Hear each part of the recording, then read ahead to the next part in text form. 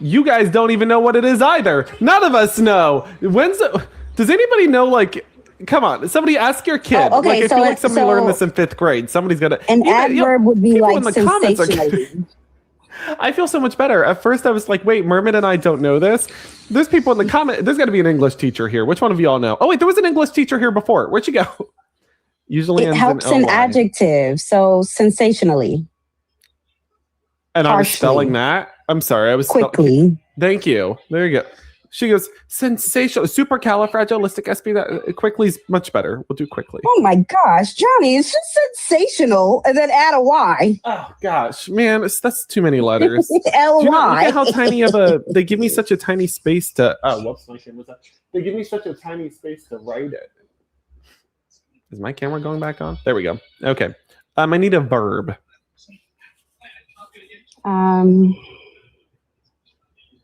George Santos. Have you ever liked George Santos? You know what I'm saying? I have to keep going on mute because you keep seeing. So like George Santos. It's a verb. Like, have you guys ever done that? Sit. Oh, puke. Oh, I need an adjective. Why are we going through a grammar class? Mad Lib. Okay. Did you not want to do a Mad Lib? I mean, we're here now. Yeah, we're right here. Okay, so we got. Hey, Johnny. Canada loves you, by the way, my friend. Thank you for everything you do. Happy holidays. Dude, happy holidays. Can I have an adjective? Oh, one sec. Oh, that's a hard one. One sec. I'm going to ask my wife because she's smarter than I am. We know, we have a good one. So there are so many adjectives listed on this. Blue? Hello? Blue? Blue. Oh, yeah, actually, that is.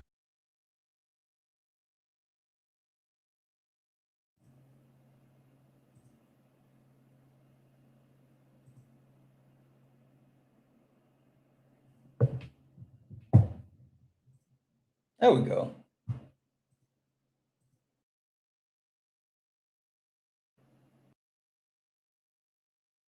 Yep, we're good. We're good. Guys, Trump stole Christmas this year, and a lot of people don't necessarily feel the Christmas joy. And I get it. I mean, this time of the year is tough for a lot of people.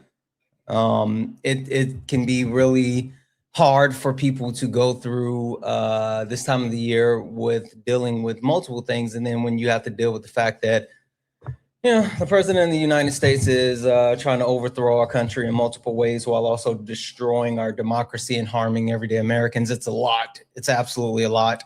But with that being said, I thought that while we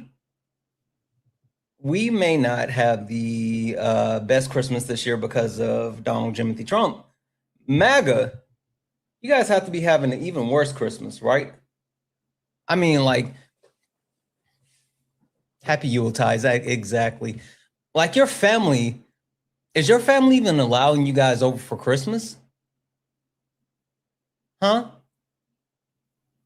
I don't even think you guys are allowed around the family this year. I don't know. Anyway, you know what I figured? I figured since your family was not really engaging with you guys because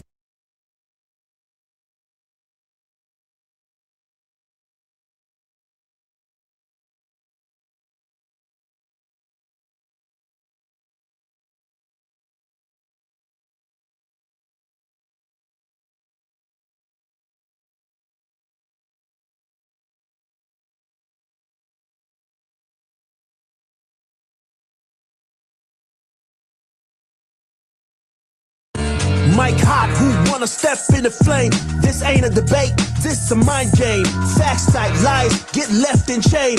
One wrong word, get slapped out your name. This ain't TikTok T, this a war zone talk. No script, no filter, no safe walk. Great stats will get scrambled like a glitch. I got fire in my mouth like I came from the pit. Hey, steppin' if you dare. Truth hit hard like a punch in the air. Ain't no rules, no plan, no script. One wrong move, get cooked real quick. No cap, no shield. Better know yourself or you get revealed. Step in, don't you wanna? Sparring with Santana. I don't care what you claim or your background. Facts only, if not, get clapped down. Whether you're left or right or you don't even vote. If your logic is weak, I'll sink your boat. You talk slick, but you ain't got source. Nope. Just vibes, that ain't power, that's force. I'm the test, the trap, the trip, the call. You slip once, I'm snatching it all. Yeah.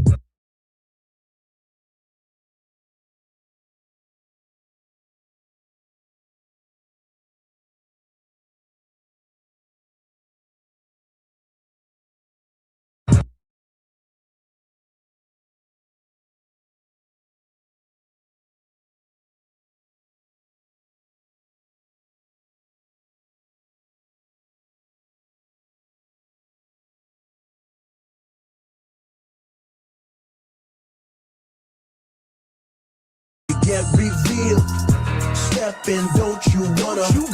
Sparring with Santana.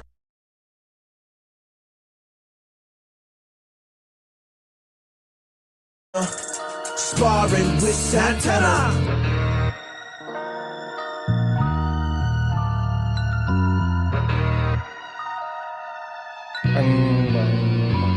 Guys, welcome in. This is Sparring with Santana, one-on-one debates with Trump supporters. If you are a Trump supporter, get in the box. If you are someone that supports Donald Timothy Trump, get in the box. We're only looking for some debates. Please do not request up if you are not a Trump supporter. We are not talking to friendlies. We're only looking for some debates. If you're friendly, tap the screen, share the live, do all the wonderful things. YouTube and Twitch, I'm not exactly sure why this keeps jumping or whatever, but like we should. I'm hoping we're good. I just completely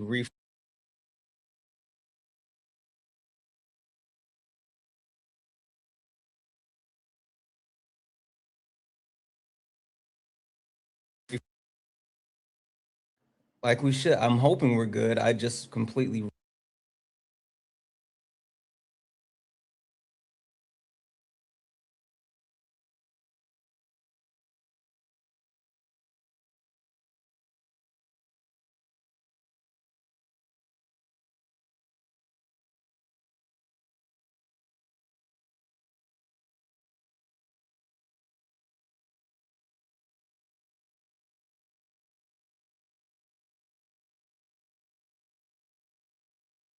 mute you. Come up here and tell me about it.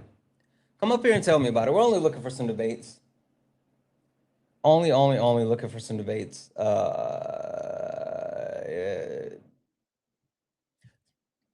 TikTok, you guys see me? I don't understand what's happening over on YouTube. Anyway, LC, how are you? Doing great, but I'm at the bar enjoying Trump being the president, so I can't talk about you. You're at the bar? Yeah, the bar. Why are you at the bar? It's kind of early to be at the bar. It's Christmas. You're on the loser. East Coast. Sorry, you're on the East Coast. Yes, I am. Yeah. I'm enjoying it. You should too. Oh, you should stop worrying about Trump so much and enjoy life. Oh, you should stop worrying about Trump so much and enjoy life. Huh? You're sorry. What about you go fix your black?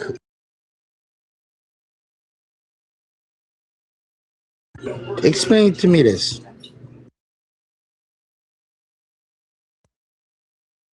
Explain to me this. Yeah. LC, are you Hispanic? No, I'm African. Yeah, stop. And I'm living great under Donald Trump. There's no way you're African. Stop lying. I can see your pictures, slap nuts. Turn on your camera. Turn on your camera right now. Fucking liar. Dude, I was born in Cape Verde. Turn on your camera right now, fucking liar.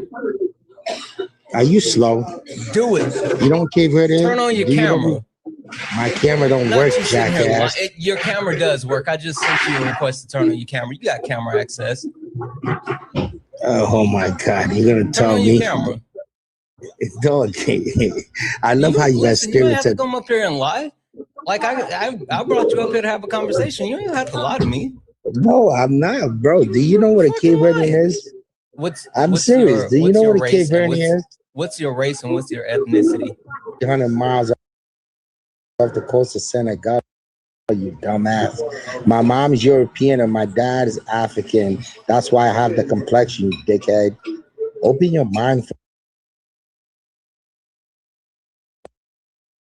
That's why I have the complexion, you dickhead.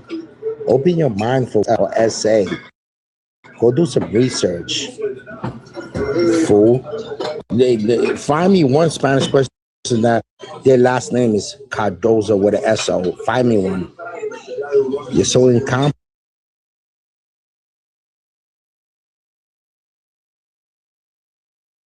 That's the problem, you liberal. All right. Another 3 years of greatness. Get over it. Oh, stop talking. No one's talking to you right now. All right. So I don't know if it's just like, is it still lagging, guys? I'm not lagging. Shut up, LC. No one's talking to you right now. I hear your liberal ass from a mile away. I know. I hear you. You're a liberal. Stop talking. Listen, are we good? We good? All right. We're going to give it a minute. Yeah, it's super glitchy. All right. I think it was something with TikTok. All right. LC, turn on your camera. Hey, I'm a USA citizen. What about the illegals do the same process? You're not. Yeah. I hear the foreigner in your voice. Turn on your camera. You should be ashamed of yourself. You're a loser. Hey, LC, if you care why are you hiding? Turn on your camera. Stop talking. I want you to turn on your camera. You're a loser. No. Stay on mute and turn on your camera. No. Turn on your camera, bud. Another thing. No. I love you guys. No. Listen, I need you to, hey, LC, I need you to be a good boy and turn on your camera. I sent you a request. Keep crying. Hey, I need you to be a good boy and turn on your camera. Crying.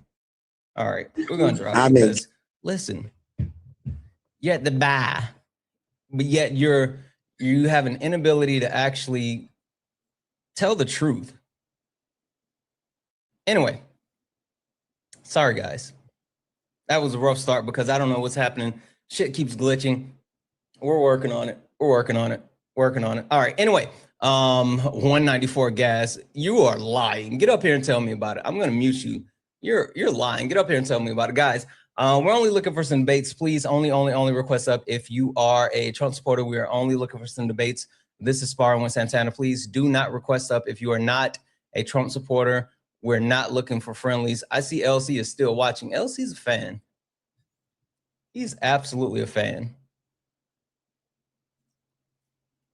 $30 steaks. Yeah, absolutely. $30 steaks.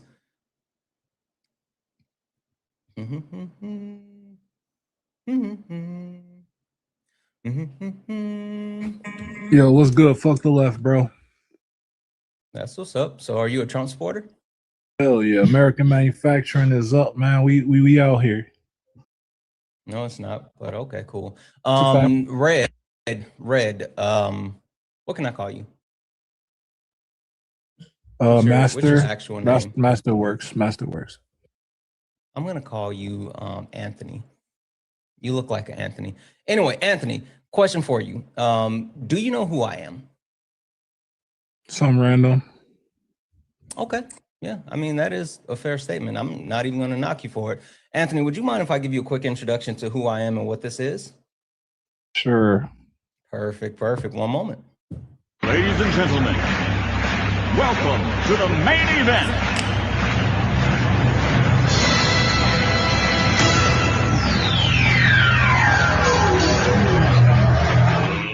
Let's get ready to rumble!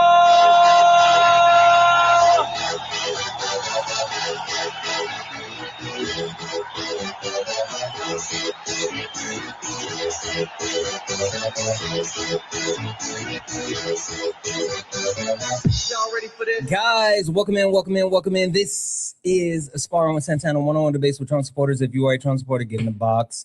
If you're someone that supports Donald Timothy Trump, get in the box. We're only looking for some debates, guys. Please do not request up if you are not a Trump supporter. We're not talking friendlies. Only request up if you're a Trump supporter. If you're friendly, do all the wonderful things. Tap the screen, share the live. I'm going to keep resetting the daily gift goal to these little 1-cent gift goals. It'll help push us out to the FYP. Also, please remember, send your daily heart meat. It's only 1 coin. Anthony, question for you, because I heard you, fuck the left, American manufacturer, da. Cool. Hey, do you think Trump stole Christmas? I think he brought Christmas back. I think the left has been stealing Christmas for the last 20 years. 20 years? Holy smokes. Okay. Even though like the left hasn't been in charge for 20 years. Okay, cool. I get it, I guess. Anthony, so tell me how so, right? Because it seems like under Donald Timothy Trump, we are actually facing one of the worst Christmases ever in a lot of different ways. So help me understand how he brought Christmas back. So incentivizing people to buy American-made products with those tariffs, absolutely brilliant, absolutely genius. Getting rid of the leftist policies that promote sending jobs overseas, all of the quote-unquote regulations that you say keep us safe, but really just gets us out of job. And the most dangerous thing in America is poverty. Those policies have been harmful for the last 20 years. Ooh, okay. All right. Talking about tariffs is one of my favorite things to do. Just because of my degrees and background and everything, I actually quite enjoy that. So let's dig into it a little bit more. Anthony, question for you. And I'm not trying to insult your intelligence, so don't take it that way. I just want to get a baseline understanding so I know which direction to go. Okay, so I want to preface that. So I'm not trying to insult your intelligence at all. What is a tariff? It's a tax on imported goods. Okay, and how are the actual? Wait. Before you ask, can I finish answering the question because I wasn't sure. It was going to be more. I thought you were. Yeah, go ahead. So I want to make sure that we all recognize that paying tariffs is completely alleviated by buying things in house. You think so? Okay, cool. We'll test that theory in just a second. All right. You said it's a tax on imported goods. Okay. And the cost of the tax, the additional cost that's occurred, what happens with the cost and who pays it in the end? So right now we have tax being paid by corporations, by other governments, and by the people here that purchase the tariffed goods. But you can avoid all of that by just buying things that are made in America, American made, American manufactured. Got it. Yeah, that is normally like the incentive, right? To buy products within the U.S. in order to reduce the actual implications of paying additional costs. All right, perfect. Perfect. We agree. It's been good. Thank you. No. I'm saying that's the premise. Like, okay, so let me make sure I establish this before you and I go too far, because again, I said I not him running. Not him fucking running because he knew he was about to get cooked on tariffs. Oh my God. Whoa. What the fuck just happened? No, he wasn't ready. Oh my God. No. Holy shit. Oh my God. Wow.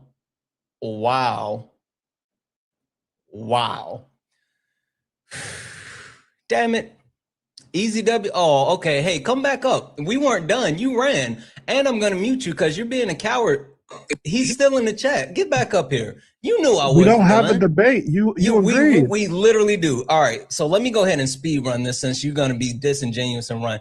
Donald Trump's process with tariffs is negatively impacting for multiple different reasons. Donald Trump doesn't have a plan. He doesn't understand how tariffs work. And also, in order to actually levy a tariff that would benefit Americans to buy American-made goods versus buying the tariffs at the additional cost, you would have to implement a tariff at a higher percentage than any other tariff that we've implemented ever in the history of the U.S. Even with the 125% tariffs that we placed on China, the goods we imported from China were still cheaper than any American-made good. Therefore, the only thing that the tariffs did were raise prices on American citizens. Now, reply to that, Anthony.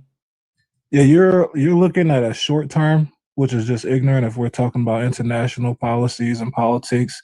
and the Anthony, United reply States to what I as a said whole. directly as far as Excuse me, the excuse actual me, I'm cost. speaking, sir. No, Excuse because me, you're I'm being speaking, sir. disingenuous, and I figured that one out Excuse me, sir. from you running really quick. So I Excuse want you me, to be sir. direct I'm and reply to the speaking. actual point that I Are made we about actually the going to have a actual debate, offset. or are you just going to Sure. keep Go talking ahead, over me? Anthony.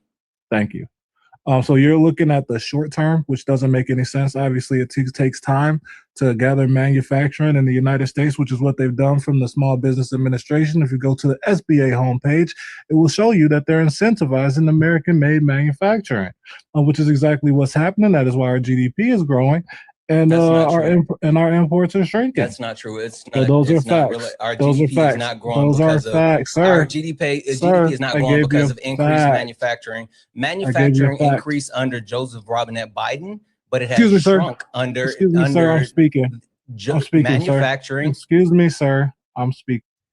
Manufacturing has If you're shrunk not under. going to allow me to speak, then I'm just going to. Manufacturing has shrunk under Donald Trump. It grew under Joe Biden. Donald Trump isn't doing anything to actually incentivize manufacturing. Can you provide evidence? Yes. Yes. Thank you. Which point would you like?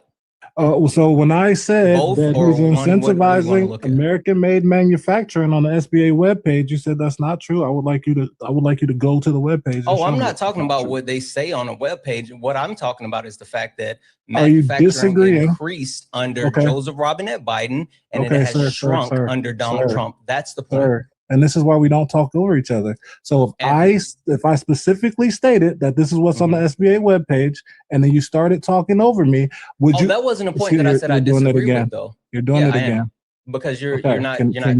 you let me finish speaking? I didn't disagree about them saying that on the webpage. I disagree. Okay, so what do you believe? Directly increase the GDP. That's the point. What do you believe the impact of the SBA focusing on American manufacturing will be? What do you think will happen if they continue to focus on American manufacturing? I think that depending on the actual implementation of the plan, there could be positive impacts, but it didn't directly impact the actual growth that we saw in the GDP in the third quarter. So what you said was actually incorrect. Can you go That's to the point that I SBA made. webpage and look at it so you can see what the plan is, so that you know what I'm talking about, so that we're having the same conversation? That's fine, but are you saying that you made the statement that the actual focus on it impacted the GDP? You said that. That's what you said, go to the right? webpage, please, sir. That's fine. Okay, I'll pull up the webpage, but just to make sure, right? That's what you said. Am I off base? I'm not making a statement. I'm telling you a fact. Okay, but you said that it increased the GDP. You said that, right? I'm telling you that investing in American manufacturing makes American manufacturers manufacture. No, your statement was that the actual concentration that they put out in the statement on the webpage directly increased the GDP. You said that. You said it increased. Can you go the to the GDP. webpage so we can have the same conversation? Sure. Please What's look at it and read site? it. Give me the site. It's smallbusinessadministration.gov.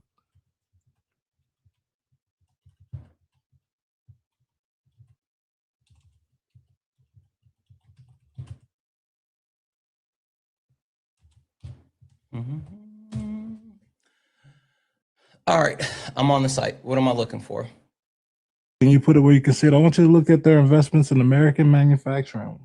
Right. What am I looking for? I'm on their homepage. I see like the business guide, funding program, federal contracting, learning programs, local assistance. What am I looking for? You're looking for manufacturing. Okay, so should I type manufacturing in the search? Is there a link? Yeah, sure. That'll probably take you right to it. So manufacturing in the link. I mean, in the search. SBA manufacturing. SBA. Well, I'm on SBA. So should I type that again or just manufacturing? SBA manufacturing should take you straight to the page. Okay.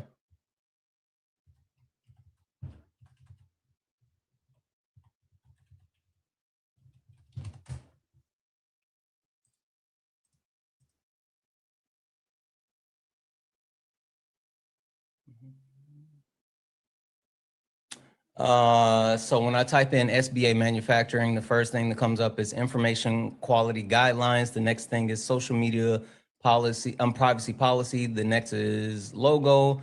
Next is update on the 8, and then is parenthesis 8 business develop program. Next is type of You can click 7A that last loans. one. I'm sorry? You can click the last one there. You said the 8. The updates on the 8A business development program. Yes. Okay. That's specifically from the Big Beautiful Bill Act. Okay. Let's see here. Updates on the 8A business development program. Latest updates from the SBA on the 8. I'm just gonna say 8. I'm just gonna say 8. I'm not gonna say keep saying 8A. All right, perfect. 8 business development program as of April 5th, 2024. Now, the context, we have background on the decision, guidance and FAQ for current participants, guidance for current applicants and applications in process, guidance for potential applicants interested in applying for the program, and guidance for federal agencies. And then also there's a drop down for details. What should I be looking at? I'm just gonna send you the link. Well, yeah, and don't put it in the chat, but if you tell me the direct link to get there, then I'll go. With that being said, guys, keep tapping the screen. Let's go ahead and get the likes up to 50,000 likes. Let's get the likes up to 50,000 likes. Also, I'm going to keep resetting the daily gift goal to these little 1-cent gift goals. If we can knock them out a couple of times, it'll push us out to the FYP. Send your daily heart me. It's only 1 coin. It will help boost the live as well. And last but not least, if you would like to support me, you can do so. Cash App, PayPal, Venmo, all the pay links and link tree in the bio. Santana speaks for you. Santana speaks to you for you is the best way to support the live. Everything's accepted and things appreciated. If you're on YouTube, you can send a super chat and I will read that out. All right. Sorry. Say it again. I messaged it to you. You messaged. Okay. I sent you a message with the link. Let's see. Give me a second.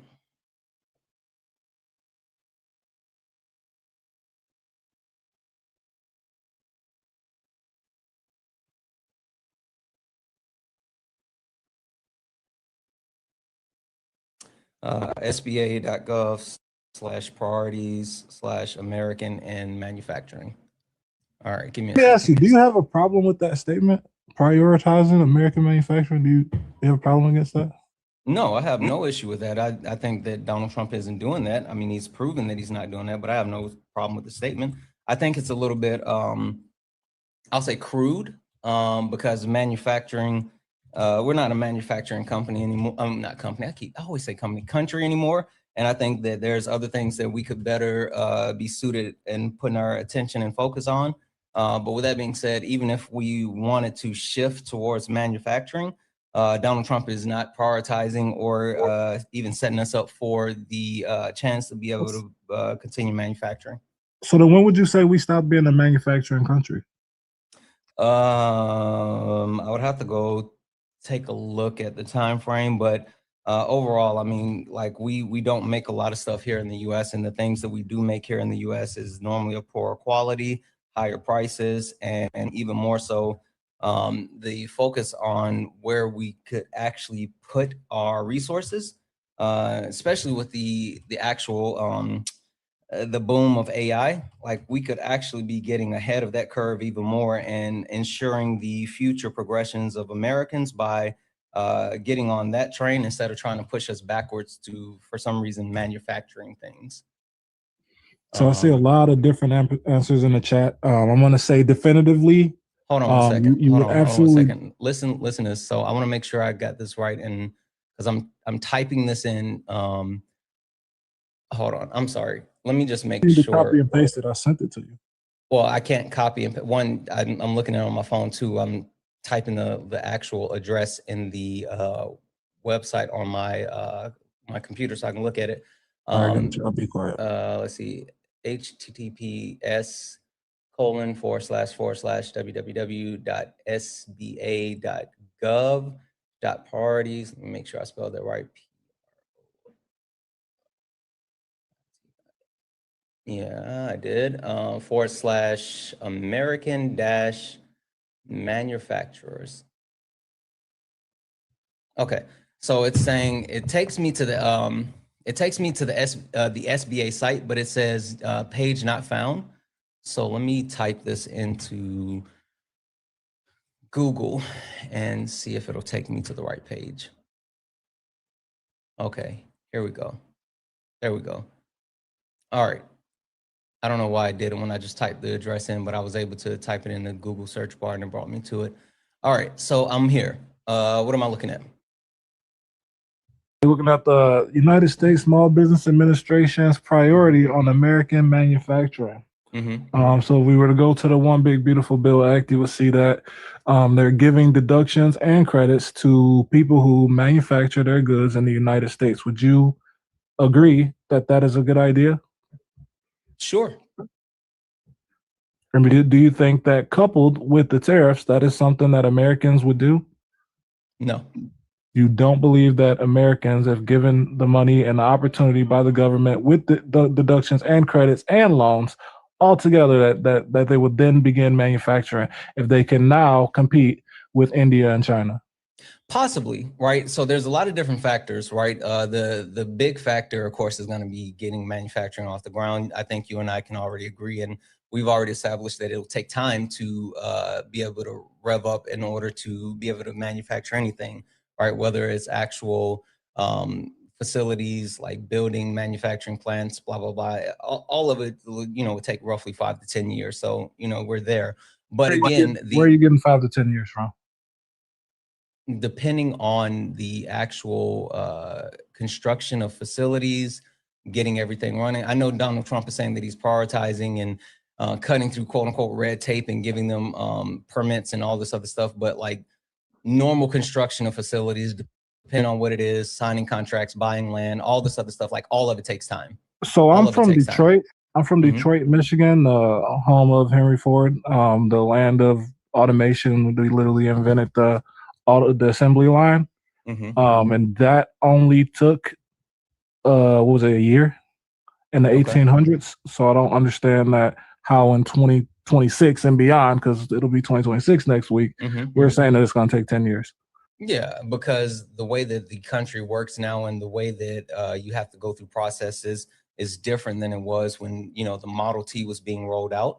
That's why when immigration was really cranking within the United States and people were coming through Ellis Island, it took just a matter of hours for people to be processed and become American citizens versus now it takes years.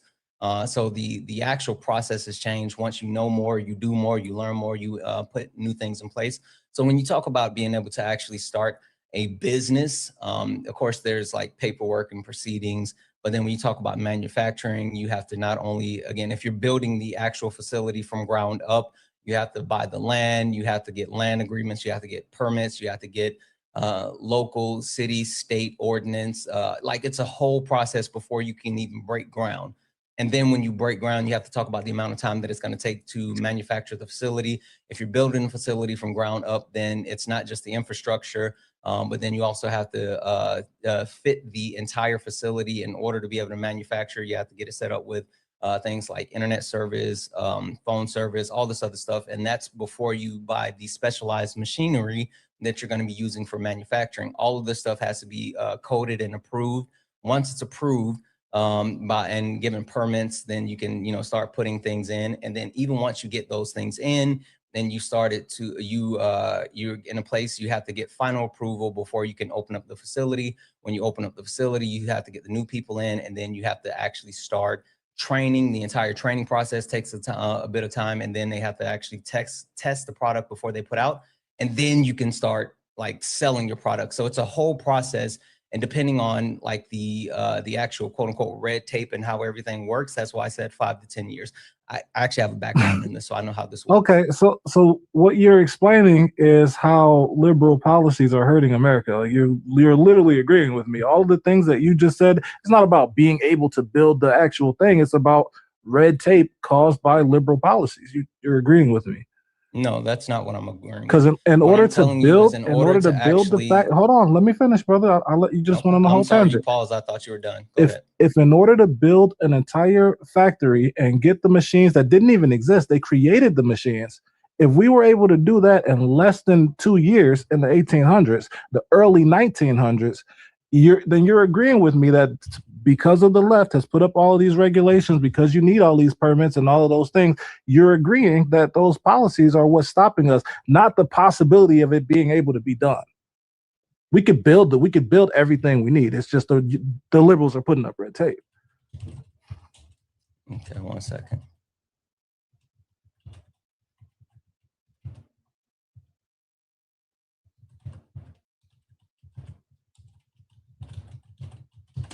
All right. So as far as you saying the liberals put up red tape, it's not that it's red tape. It's the fact that we understand the process as far as being able to actually get things up and running, how it works with safety and regulations. And so where you call red tape, we call those things like OSHA, right? We call them standards. We call it quality and assurance. Even if you take a look at the in the early 1920s to 1930s, and it says early 20th century work. I was trying to see if I could find the exact amount of people that lost their lives when like the assembly line was first rolled out under Henry Ford or whatever, but they don't have that type of documentation. But what I was able to find is that there were about 60 injuries, 60 serious injuries, meaning people were either lost a limb or lost their lives. And this was averaging about every year when it came to working just specifically in the actual in Dearborn. Was it in Dearborn? It was in Highland Park, Michigan. It would have been Detroit at that time. Okay, well, this is saying, oh no, it's talking about the actual Dearborn police responding. Anyway, yeah, so there are about 60 people per year that were losing their lives just working on the manufacturing line. The point that I'm trying to make is you talk about red tape, and while I can agree with you that like the process in order to actually get manufacturing or get anything done can be streamlined, the one thing that I'm not really willing to compromise is the safety of people in order to do so. So even if we're going to be, let's say, generous, right, and say, oh, it'll take 3 to 5 years, it's still going to take that amount of time, because when you talk about being able to actually build a facility from ground up, which I've been a part of, I'm telling you that it takes time. It's not something that you can just rush through. And then if you rush through it, then you have safety issues, which cause people to lose their lives, which cause companies to be sued, which cause things to be shut down. And the one thing that a company does not want is when they open the doors to have to shut the doors again for any reason. Like that's the point. Well, then, so let's measure. Would you argue that more people die from poverty or work-related accidents? I think that's unquantifiable. I mean, like that doesn't make sense. I mean, help me understand the reason for the question. So you're making a claim that it's dangerous to build them quickly, correct? Okay, and so I'm making the claim that it's dangerous not to get it done quickly. And so what we have to measure that against, if we don't have jobs in America because AI and robotics in India and China, we're outsourcing everything, people are not going to have money, then they're going to be in poverty, which is more dangerous, I would argue, than those unsafe warehouses. Yeah, well, and so this is the interesting thing for me, right? When I talk to Republicans and for some reason they have the sense that we can't walk and chew gum at the same time, right? This country is the most powerful country on earth. This country has the ability to do the things that they want to do when they want to do them. And so if you want to talk about the ability to actually support people and ensure that people don't go into abject poverty or even go unfed, then our country has the ability to do so. But our country, specifically the people on the right, tend to push back and keep people from being able to feed themselves and feed their kids in really tough situations. So for you to sit here and say, well, we need to create shortcuts and actually speed this up, and we're willing to lose a few lives because of poverty and keeping people alive, like we don't have to do that. That's the thing. I mean, why are you picking when you can do both? I don't agree that we can do both. Why not? Because I believe that we're in late stage capitalism, where the country with the most corporations in the next 5 to 10 years is going to be able to take care of their people, and the rest of the countries are not. Either you're going to have the robots and the robotics and the AI and be able to tax it and take care of your people with that money, or you're not. And so, to me, that's imperative. We need to make sure that the companies are here. What happens in late stage capitalism when I don't want to give away with the words I'm saying. Tell me about late stage capitalism. I guess that's the easiest way to say it without trying to force you into So saying what you should jobs say. are replaced with AI and robotics, Mhm. and the people are there to do maybe a little bit of service work and Mhm. human to human things. Mhm. No, that's not late stage capitalism. I guess what happens after that? Easiest way to put it. What happens after that is we tax the robots, we tax the AI, and that helps take care of the people that are here. Or we don't have them, and our country ceases to exist. Those are your options. Okay.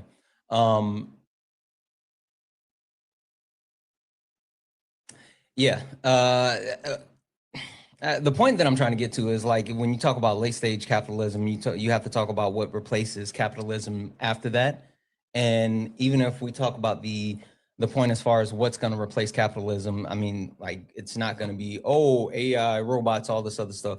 I mean, I think we're getting so far down the rabbit hole in which, I think you and I can agree that implementing anything that will grow business and allow American citizens to make money and be employed is a good thing, right? I think you and I can agree on that point. Okay, cool. Yep. So the issue that I have is that Donald Trump isn't doing that. The Trump administration is not doing that. And so while I will grant you that they talk about it, the actual premise of them doing the work is not there. I want to go back to the tariffs because you were originally talking about the tariffs. I want to really drill down on this. Tariffs aren't good. Tariffs aren't bad. They're just a tool, right? It's a tool, something that you can use depending on the situation. The issue that I have is that Donald Trump has no idea how to use the tool, and he also is not surrounded by people who really understand what to do. Question: do you know who Ron Vera is? No, I'm not sure. Okay. Ron Vera is an economics, or I don't want to call him leading economics expert. Anyway, he's a economic professional. I'll just call him that. He is pretty much the only quote unquote expert who has been championing the same premise of Donald Trump as far as like blanket tariffs and the way that we're going to go about tariffing everyone, right? So he's published different things saying that basically, like, this is the process that we need to take. This is how we need to tariff all these countries. We need to worry about the tariff deficit, right? And then, so that was Ron Vera. And so Peter Navarro picked up on his work and started to actually push his work. Do you know who Peter Navarro is? Sounds familiar. He's the economist for the International. Yeah, he's part of the Trump administration. He's one of he's basically the person that's overseeing the Trump administration tariff policy. So he's like Donald Trump's right-hand man when it comes to tariffs, right? So Peter Navarro has been pushing the information that's being peddled by Ron Vera, saying like, hey, this guy's smart, he gets it, we need to be following what he's saying, blah, blah, blah, blah, blah. And again, since Peter Navarro's Donald Trump right-hand man, Donald Trump has certain people that he listens to for certain things, including Peter Navarro for tariffs. So Donald Trump is literally just parroting the things from Peter Navarro when it comes to tariffs and the way that they're going to implement it and they're going to do it. So there's pretty much a direct pipeline, right? Ron Vera, Peter Navarro, Donald Trump, and then us, right? Do you know what the problem is with that? What's your problem with it? Ron Vera is Peter Navarro. What difference does that make? Who cares? Yeah, he was citing himself as an economic professional when he wasn't. He was lying, using this actual information and covering up as if it was an economist who was saying that this was a great idea, right? So he actually took that information and passed it on to Donald Trump like, hey, this guy right here, Ron Vera, is saying this is a good idea. We need to do this, when he actually didn't have an expert. He was just citing himself. And what problem do you have with that? That he's using himself as a source? Yeah, a couple of problems with that. One, not only was it misleading, but it's an actual joke, right? To sit here and say that, oh, he's putting out this information, yet at the same time, he's pretending as if this information is something that is credible because people, follow this person, blah, blah, blah, blah, blah. But I guess the bigger problem that I have with this is that he then shapes the policies that are being implemented within the United States, like the reciprocal tariff, the formula. Peter Navarro came up with the actual formula for the reciprocal tariffs. Do you know what the formula is?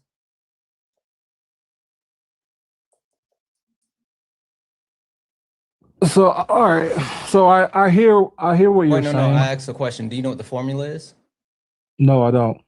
The formula is the amount of trade minus the trade deficit divided by 2. Like that was the actual formula that they use for everyone, because they don't have an actual premise or a basis for the tariff. They just literally did that for every single country. That doesn't make sense. Listen, this is why it doesn't make sense. I can hear why you could say it could be better, but to say that there's no basis. But see, it's nonsensical, right? So he took that same methodology and applied it to, I love giving this example. There's a couple of countries in Africa that we trade with, right? And we buy diamonds from them. And we buy diamonds from them specifically because like we can buy them for the cheap, because as a small struggling country in Africa, they're just trying to actually generate revenue. And so we actually buy diamonds from them. Now, one of the biggest things that the United States exports is our fighter jets. Well, these countries, these poor African countries, don't have the ability to buy our fighter jets, but we have the ability to buy their diamonds. Under this economic policy, under this tariff policy, we are placing reciprocal tariffs on these African countries because we can buy something that they have, but they can't buy the things that we have. How much sense does that make to you? So the overwhelming policy to put the blanket tariff out just brings people to the table, and then we could discuss all the rest of that stuff, which is what has been done. I would give you that if there were actual deals being signed. How many deals has been signed since Liberation Day? I know we got one with Vietnam. I think we did Japan. I'm not sure how many exactly. Less than 10. But I know less than 10, we and did a couple Vietnam. of the I know we actual did deals Japan. that they said were in place actually folded. Like the deal that they said we had with the UK has folded, but we've signed less than 10 deals. Donald Trump and the Trump administration promised 90 deals in 90 days. And not only has not delivered that, but they have bailed on our allies. Donald Trump got mad that Canada, that there was a commercial plan in Canada with Ronald Reagan saying that tariffs weren't bad. And he immediately pulled out of trade negotiations with Canada. Like, what do we do with that? We come back to the table and make a better deal. Do you honestly believe that they're not going to come back to the table? Is that what you're saying? No, I mean, because first and foremost, we had the USMCA, which that was the trade agreement. That's the trade agreement that the Trump administration actually negotiated on this first term. But the point being is why are we sitting here dealing with a president who's so emotional that he sees a commercial playing on TV in another country and he pulls trade deals because of a commercial? Honestly, how do you feel about that one? I think he's demanding respect. So a commercial made him so emotional that he stopped trade agreements. Yes. And you're good with that? Absolutely. I think the difference here is I have faith in the process and you don't, and in the same way you probably have faith in the Democrats. Where I'm like, oh God, what the fuck are they doing now? Oh no, I don't have faith in either one of them. But the one thing that I would have faith in is if there's actual plans, policies, and procedures to put in place that actually work. Again, the problem that I have with Donald Trump's tariff policies is not that he is actually doing tariffs, because again, I don't think tariffs are good. I don't think tariffs are bad. They're just a tool. But he doesn't have an actual plan in place. He is going back and forth when it comes to the plan, right? He's, threatening terrorists, taking them off, putting them on, taking them off. And even more than that, abject corruption. What do you know about the tariff that we had in place with Switzerland? Before we move to that, I'm confused at how people on the left, you guys say, oh, they're doing Project 2020, they're doing this agenda, they're doing this, they're doing that. Yeah. And then you guys turn around and then said there's a plan, but there's no plan. Mm-hmm. Which one is it? Oh, when it comes to actually implementing tariffs and producing manufacturing back in the country, there's no plan. When it comes to consolidating power under the executive branch with Project 2025, there's absolutely a plan. Have you read Project 2025?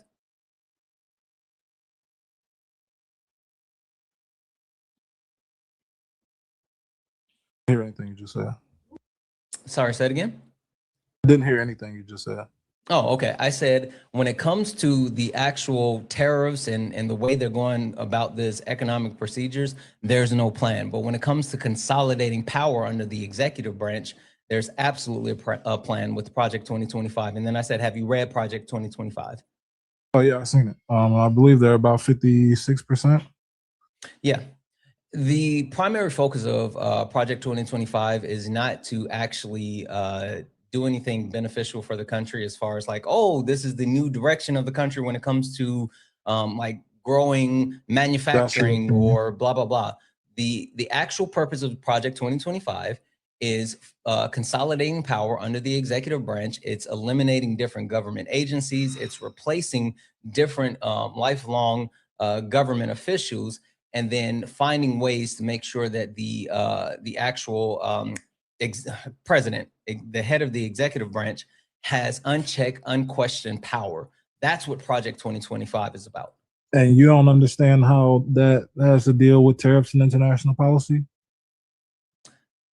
I understand that when you consolidate power, you create an authoritarian state, and that's what they're trying to do. You can talk about, oh, yeah, you can use that to shift the burden with tariffs, and now you have one person controlling whether tariffs are done or are not done. Because currently, right now, even while Donald Trump is trying to implement tariffs, Congress has voided multiple tariffs that he's done.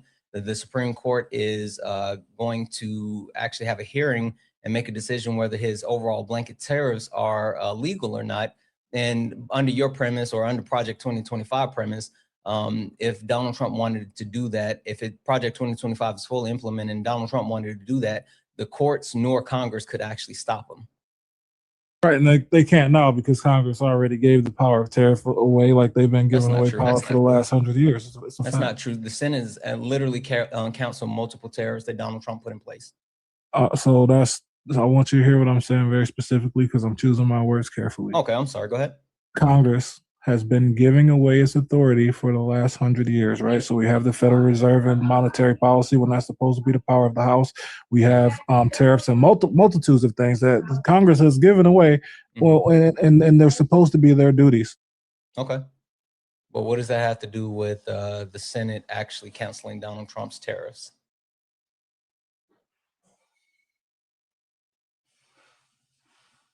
I didn't hear you again. What does that have to do with the Senate canceling Donald Trump's tariffs? Because like what you said, and normally other people would go off and say, oh, that's not right, da, da, da, da. I don't give a shit about any of that. I want you to focus on where I'm at right now. And the focus is the Senate is canceling Donald Trump's tariffs. Right. So our Congress, who have not been doing their job for as long as I've been alive, has been delegating their duties to the courts, to random agencies that they created, and also to the president. And now that the president's doing that, they have a problem with it. And so if Agenda 2025 is saying that, hey, I'm going to take over this and I'm going to do it, Congress already put laws on here for me to do it. What is the problem? Why are you now saying, oh, he doesn't have a plan or all this bullshit? I just don't understand. Yeah. So when I say that he doesn't have a plan, it's because he doesn't have a plan to actually do beneficial things to the country. There's only a plan to consolidate power under the presidency. And you're still not addressing the point that I made, which the point was, you can talk about Congress delegating their power and relinquishing their power. Like, I agree. I'm not even going to push back on you. That's why I don't say anything about it. Like, but nothing, that doesn't matter when I say the Senate is canceling the actual tariffs. I want you to address that because that is the premise of what I'm saying. Donald Trump's tariff policy is being canceled out by the Senate. Address that. What I'm telling you is that the Senate, who has not been doing their job, they've been making sure that America does bad, is continuing to do that. And Agenda 2025 is already handling that problem. It's not. I'm sorry, Agenda 47. Project It's already 2025. it's Agenda already 47 is handling that different. problem. It's not. It's already How's it handling the problem because they're consolidating power. I'm agreeing with you. Yeah, I mean, the actual process of consolidating power does not mean that it has addressed the issue, and even more so, unless the actual House and Senate continues to actually kowtow to the Trump administration, then they're not going to be able to do it. Do you know why Donald Trump is freaking out so bad and saying that they're going to lose the midterms and they're trying to figure out what they can do to win it? I don't agree with that. Yeah, Donald Trump said it. You don't have to agree with it. I'm just telling you, Donald Trump said it. I don't agree with that. I don't care. Donald Trump is the one that said it. You can go argue with him about that. I just said, do you know why he's saying this? It doesn't matter why he's saying it. Or I don't believe he's freaking out. I don't believe that they're losing the midterms. And I don't. The premise of what you're saying is false. I don't care whether you believe it or not. I'm saying, Premise, do you know why Donald Trump said it? You're operating under a false premise in which I'm not going to operate under. You're being disingenuous as shit. My question is, do you know why Donald Trump said that they're going to lose the 2026 midterms and why it's a problem? You know why pigs are flying. Anthony, pigs are not flying, right? Anthony, so you're not going to engage with that argument. Let's slow it down, and I want to break this down. Did Donald Trump say that they are more than likely going to lose the 2026 midterms? Yes or no? Doesn't matter if he said that. Can you answer the question? It doesn't matter. It does, because you and I are up here talking about this. This is something that do I you would agree like with you to everything engage that Donald Trump says? This is something I would like you to engage with. Please, this is my last time asking. Stop you with can the get mad bullshit. and run away if you want to. I'm going to respond in the way that I want to respond. I want you to directly engage with what I'm talking about. I'm literally sitting here addressing the things that you're saying, and I'm trying to get to a point. But yet you're sitting here and pushing back on something that Trump said himself. I didn't say do you agree with it. I'm just saying this is what Trump said. I don't care what he said. That's the problem that you're making. I care what happens. All right, got to grit. You were in the chat yip yapping saying that I was clueless. So let's talk about it. Sure was. Thanks for bringing me up. No disrespect, FYI. No, just so you know, I mean, that's your opinion. I'm not a jerk. Yeah. So what I do want to clueless about? Just real quick, I want to comment. I'm in agreement with the gentleman that was just up here, because I understand you're trying to get maybe our perspective of something Donald Trump says, this and that. I know that Trump trolls. He trolls the left better than anybody ever has in history. And you all get help. Like, seriously, I don't even want to talk about it. The point that I was trying to get to is that the reason why Donald Trump was saying that they're going to lose the midterms, and the reason why he's worried about losing the midterms, and he's been open and adamant about saying it over and over and over, is that they're not going to be able to implement the things that they're looking to do if the if the Democratic Party takes control of the House or the Senate.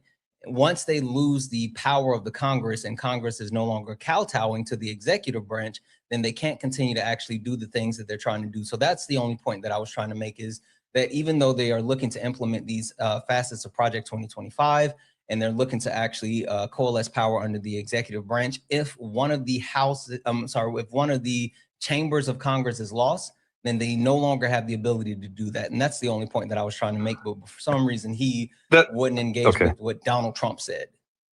That makes sense, and I'm in agreement with that. However, obviously, it is a hypothetical. Yeah, and I mean, Trump that's all I was trying to get to, is the reasoning. Like, he wouldn't engage with at one point. I don't care about. Give me 1 second. Debbie's in the chat for Feisty. Feisty sent a $10 super chat to say Ron Vera lives in Lake Michigan. That's a massive one. Debbie's in the chat for Feisty. Thank you so much for that super chat, Feisty. Guys, if anyone would like to support the live, you can do so. Cash App, PayPal, Venmo. Pay links and links are in the bio. Santana Speaks for You. Santana Speaks for You is the best way to support the live. Everything's accepted, anything's appreciated. If you're over on the YouTube, you can send a super chat and I will read that out. Guys, keep tapping the screen. Let's go ahead and get the likes up to 100,000 likes. Also, if you take a look at the top and you see the word follow, that means you're not following me. Hit that follow button. Hit that follow button. Give me a follow. We're going to be on the main page for the next couple of days. So make sure you follow the main page, turn on the notification so you know when I go live. All right. Got to grit. I'm just going to call you God. Is that okay? That's fine. Yeah. All right. Do you think Trump stole Christmas?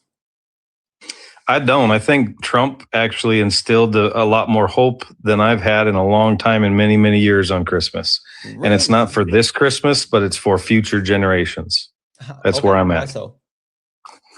Because we are breaking the mold and we are breaking down the control that government has on our country, and the corruption and the waste and all the propaganda and all that crap is up in the air, and it's getting fought out by the American people, which I'm in favor of, from everybody, from both sides of the aisle, from all across the aisle. I'm not a Republican. I'm not a Democrat. I'm a conservative. There's a lot of Republicans I don't agree. I don't like. Don't want them around. And in fact, I'm pro Constitution. I'm anti rhinos and establishment politicians. I think politicians should have a term limit. Supreme Court should have term limits. I think the people, the American people, need to have more control to govern themselves. Okay. That's kind of my thought process in a nutshell. Okay. Donald Trump is going against everything that you just said. Like, literally, I'm not even going to say, oh, I disagree with, like, some of the stuff that you said. I was like, based, right? But like, Donald Trump is going against everything that you said. You talk about corruption, you talk about like power, you talk about control. Trump administration is literally taken away from all of those things, including trying to silence people, right, in multiple ways. Donald Trump's trying to silence people when it comes to their First Amendment right. Donald Trump's trying to silence people when it comes to their Second Amendment right. Donald Trump's trying to silence people when it comes to their 4th, 5th, 6th, the 14th, and I'm sorry, the 13th, and there's even talk about the 14th. So, I mean, I'm confused as far as how you could be excited about not necessarily today, but the future, when Donald Trump is openly showing that he is looking to, I would say, disembody the Constitution and take away the things that you said that, you know, you stand for. I just want to say real quick, I think it's easier to hash out and have, sincere debates about specific principles or policies or things like that. I have a hard time. I don't think it's beneficial to have generalized discussion, like, give me examples of what specifically your issues are. And I'm happy to give you my perspective on certain specific policies or that thing. I think it's easier for me to grasp where you're coming from and maybe you where I'm coming from, if that makes sense. No, and I mean, like, so I drilled down on, after everything that you said, I drilled down on, specifically the Constitution. So that's where I was going, and then him infringing on the Constitution. And I listed every amendment that well, not everyone, but a bunch of amendments that he was infringing on. And the premise that I was hoping that you would pick on is you pick one of the amendments that I said that he was violating, and we can go from there. But I can go ahead. We can talk about like the First Amendment, how he's infringing on freedom of speech. We can talk about the Second Amendment, how he's infringing on the rights to bear arms, or we could talk about the 4th, 5th. How about freedom of speech? Some examples. Yeah. The examples being the actual deportation of American citizens who have green cards, who are openly pushing back on what's happening in Gaza with the genocide that Israel is committing. We can talk about him trying to punish people for burning the American flag, which has already been litigated multiple times. We can talk about them trying to, his Department of Justice, specifically Pam Bondi, saying that they want to put an actual, they want to put stipulations on hate speech and what they deem to be hate speech, which would actually be punishable by law. And then we can also talk about the actual suppression of the press with, the trying to force the Pentagon press corps into signing pledges where Pete Hegseth gets approval of any and every story going out. So multiple ways. Sure. I mean, those are, we're spread out a little bit. I'll be candid with you. I'm not a huge proponent of Pam Bondi right now. There's a lot of infighting, as you probably know, within the Republican Party, specifically of there's definitely some concern on the conservative side of who's doing what and who's controlling the puppets, and there's things going on in the background that we don't know, and we make speculation of this and that and who's doing that. But I mean, to put it mildly, or to put it, the reason that guys like me voted for Trump is because we don't trust government. I don't trust government far as I can throw it. I don't live off of, I don't do anything more with government than I have to. I would prefer they to stay out of my business and out of my life. Give me some principles. We need to have rules and laws to live by and adhere to, but they just have too much control especially at the federal level. Well, then needs to be brought down to state level. Trump, again, we were just talking about Project 2025, and like you say that, but if Project 2025 is completely implemented, then it's going to give the federal government even more control, more power than the state level government, and even more so specifically the executive branch gets even more power. So this, again, this flies right in the face of what you're saying. Yeah, and I agree with that. And that's actually a very good point. In all reality, Project 2025, although I agree with a lot of the premise, I agree with a lot of the values, or maybe the basis behind it of my understanding of what it is. However, I am not a fan of the federal government infringing on all of our rights as Americans. So I'm not a proponent, by and large, of Project 2025. Although I agree with a lot of the principles behind it, if that makes sense. Yeah, and sorry, chat, I just saw someone said that my mic was too low. I just turned it up. Is it too loud, or how does it sound to everyone else? I know it's going to be different to you because you're up on the panel. But for the people in the chat, how do I sound? Is it too loud? Is it better? Is it quiet? Better? I can hear you good. Too low? It's still too low? All right, I'm going to turn it up a little bit more.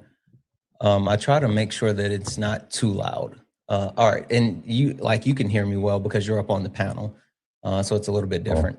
All right, so the point that I'm trying to get across is even when you may have, I guess the symmetry breaker for you has to come in place. Then is like, what's more important, your values as far as like, oh, I believe in the Christian nationalist perspective of Project 2025, or oh, I believe in the libertarian values of, small government and not having infringement of the actual federal or state level government, like, because those two contradict each other. And so, like, where's the symmetry breaker for you? Yeah, I agree with that. And actually, I mean, that's a very good point. And I would say I align more with the libertarian perspective. Definitely.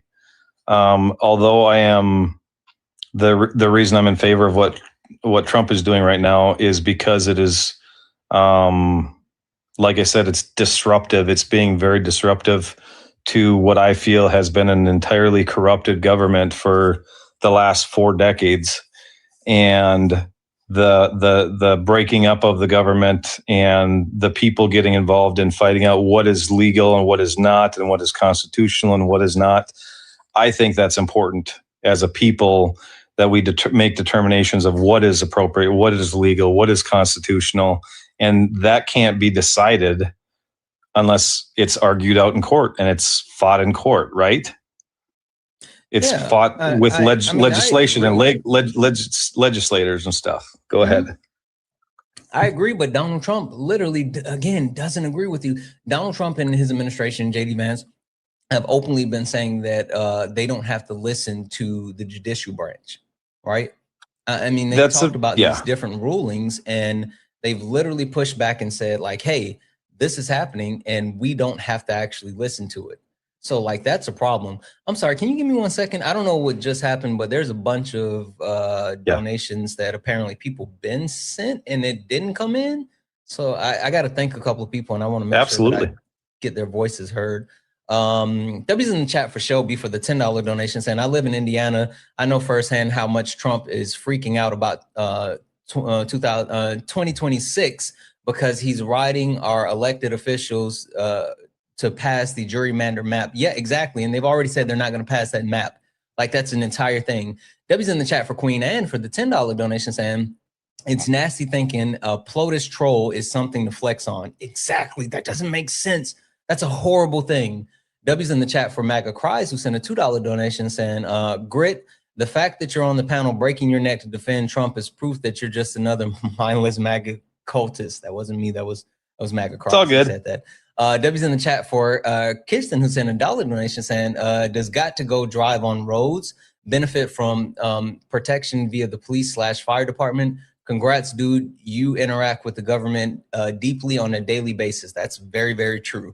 Of course. In the chat for all the gifters, guys. If anyone else likes to support the live, you can do so. Cash App, PayPal, Venmo.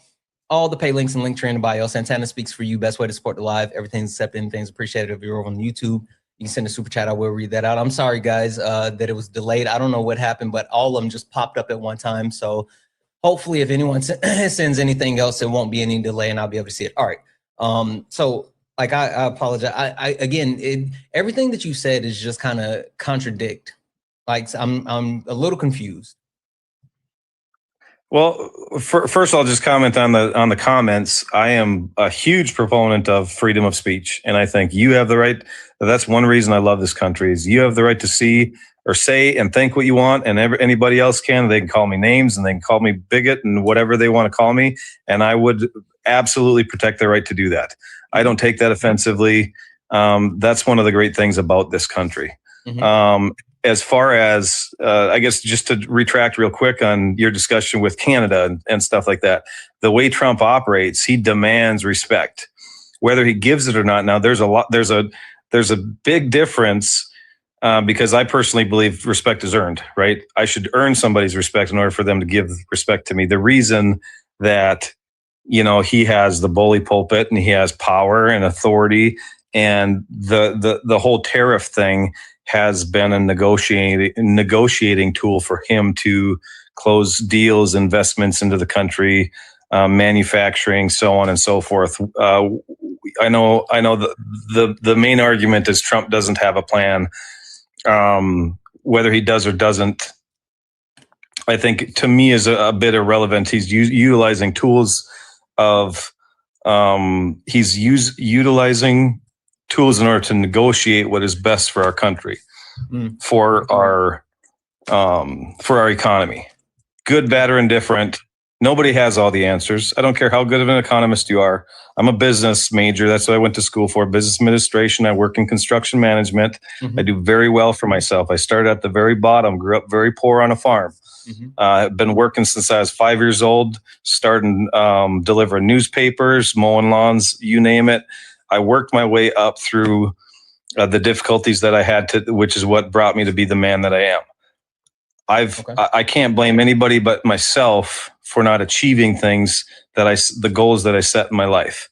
Okay. I understand, and I'm not going to make this super long-winded, but I understand a lot of where Trump comes from a business perspective, a business background, similar to mine, where you have to be cutthroat to a certain extent. I am not as brash as he is. I'm not disrespectful like he is, but I understand why he is the way he is and acts the way he is. And in all reality, it's one of the reasons he's been as successful as he is. And everybody says he's not successful, but proof is in the pudding. The dude's a billionaire. He's obviously successful financially to a certain extent. So let me. I normally don't do this, but I want you to understand where I'm coming from, because like I don't speak from a place of like ignorance or a place of acting as if I know and I don't. My undergrad degree was in marketing. My first MBA was in management. My second MBA was in supply chain management and logistics. I have multiple certifications, including a green belt with LSS. And so, like, I've worked for Fortune 50 companies. I have a very that's awesome. Tuned in. Props to you, by the way. I appreciate it. I mean, I normally don't say stuff like that, but I'm just saying this specifically to you because I want you to know where I'm coming from. I'm very in tune as far as the understanding of business and what it takes within business, in and outside of corporate America. And the premise that Donald Trump is a businessman or he is a successful businessman is a fallacy. He's not. He's literally not. Donald Trump, you can't name one thing that Donald Trump built on his own that's successful. You can talk about him inheriting $415 million from Fred, and then, you know, going from that point. But even when you talk about the amount of money that he has now, if he would have just taken that $415 million and just invested it in the stock market instead of actually coming down the golden escalators, he would be richer today than he is. Like him having multiple bankruptcies, including an actual bankrupting the Taj Mahal, like a casino, that speaks to who he is and how he does business. We can talk about Trump steaks, Trump knives, Trump water, Trump vodka, Trump the board game, Trump University. All of those things are failures.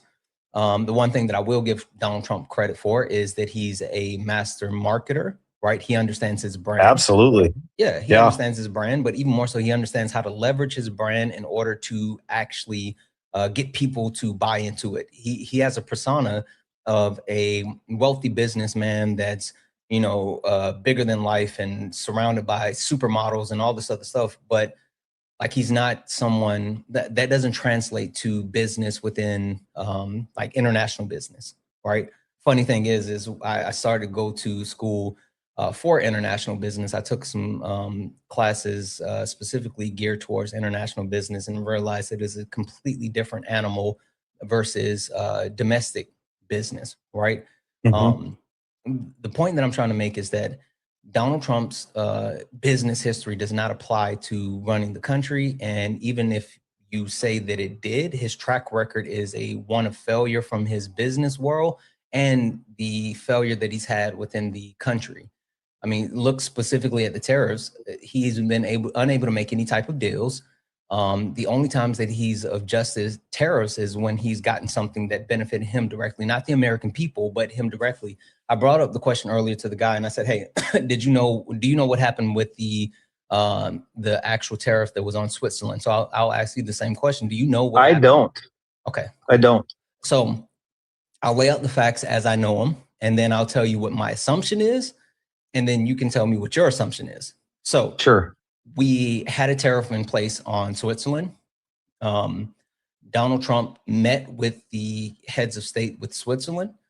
They gave him a Rolex and a gold Swiss bar. After the meeting, there were no agreements, no negotiations, no deals put in place with Switzerland, but Donald Trump reduced the actual tariffs that we had on Switzerland. So those are the details. Yeah. The assumption that I made based off of that is Donald Trump got something from Switzerland specifically, and so he was willing to actually decrease the tariffs even though there were no deals made. What are your thoughts? I haven't put a lot of thought into it. I haven't put any, to be honest. Right. No, I'm just saying based off of me laying out the facts in front of you just now as far as what happened with Switzerland.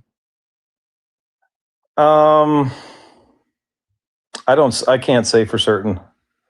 Okay. I mean, my opinion is an opinion. I don't know that it's beneficial. And that's what I'm looking if that makes sense. It really is. I mean, and that's why I said I clearly stated prior to telling you what happened, I said, I'm going to lay out the facts as I know them, and then I'm going to give you my opinion. And so I gave you all the facts. And then my opinion was Donald Trump reduced the tariffs on Switzerland because he was directly able to benefit from Switzerland.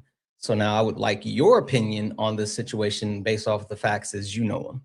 Whether it's ethical or not, or whether what do you think about him and the possibility that the only reason that he's making adjustments to tariffs with countries is based off of them giving him something? I disagree with that, and I understand where you're coming from, but he's been using tariffs. He was very vocal about that before he ever implemented any tariffs, that it was a bargaining tool. The whole premise behind his utilizing tariffs is to leverage the deficiencies in trade with other countries across the board, and to stabilize and reduce real quick and to reduce the cost of goods that we're importing.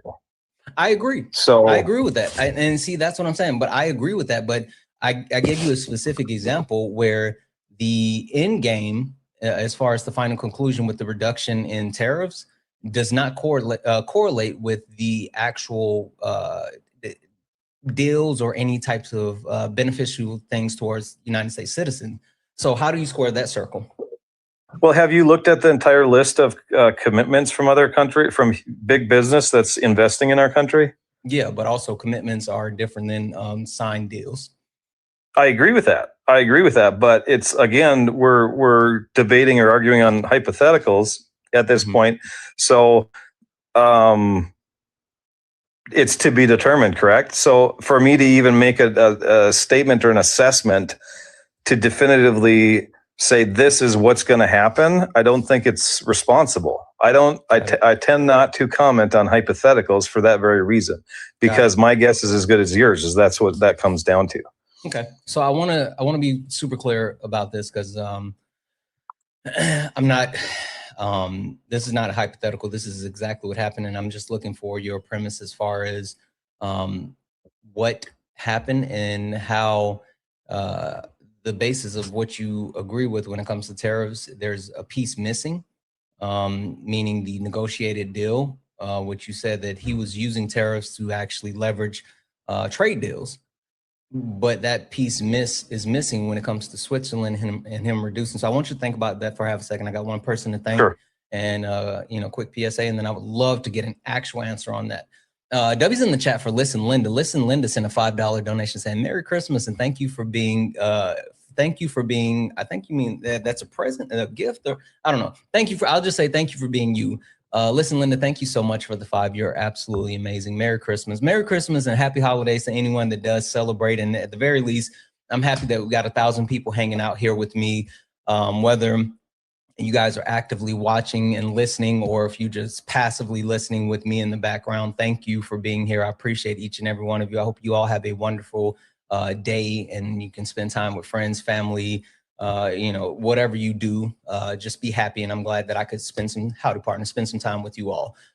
If anyone else would like to support the live, you can do so. Cash App, PayPal, Venmo, all the pay links and link tree in the bio. Santana Speaks for You. Santana Speaks for You is the best way to support the live. Everything's accepted and things appreciated. If you're over on the YouTube, you can send a super chat and I will read that out. Guys, keep tapping the screen. Make sure that we are sending our daily heart means. It's only 1 point. It'll help boost the live. It'll push us out to the FYP. Also, look up at the top. You see the word follow. That means you're not following me. Make sure you hit that follow button, because we're going to be on the main account. This is the main account. We're going to be on the main account for the next couple of days. So make sure you hit the follow button. Make sure you turn on the notification so you see when I go live. And last but not least, if you're over on YouTube, hit that thumbs up. Hit the thumbs up on the YouTube. Make sure we should have as many likes on the YouTube video or the YouTube stream as we do people watching. All right. Yeah. What do you think about the situations as the fact? One thing real quick, I just want to say I do want to commend you, because I give credit where credit's due, and I appreciate your respectfulness, willing to debate and discuss, and you're one of the few that will actually have a conversation, a logical conversation, regardless of whether we agree or disagree. I just want to let you know how much I appreciate that, because it's very few and far between in these streams when I go into the other side where it's not just a bunch of cussing and this and that and kick you out type of thing. So long story short, I appreciate you and how you're doing your business. No, I respect you for that. I mean, I match energy, and I disagree with you and your premise as far as like your political ideology. I'm hoping that at some point I can shift your mind, and or at the very least shift the minds of certain people that are listening that are wavering, right? I mean, the 2026 midterm elections are coming up soon. And I don't think that, meeting someone, oh, that's nice. If someone is actually engaging in good faith, I don't think there's a point of crashing out. I think there's a time and place for everything, and you haven't given me a reason to do so. And so that's why we're able to have this conversation. Sure. So thank you.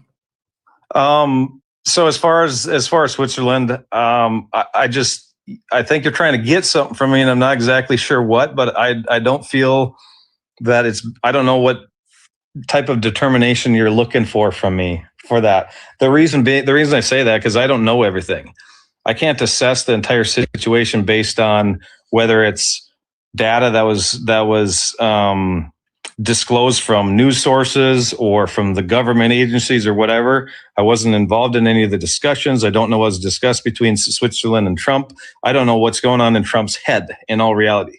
So, I mean, if you want to just let me know what you're thinking or what because I don't know what you're trying to pull from me exactly in making a determination of what he's doing with Switzerland, I guess. I don't know what the benefit of that is. Because to me, in my perspective, I don't know enough about it to even make a logical or educated determination of the situation.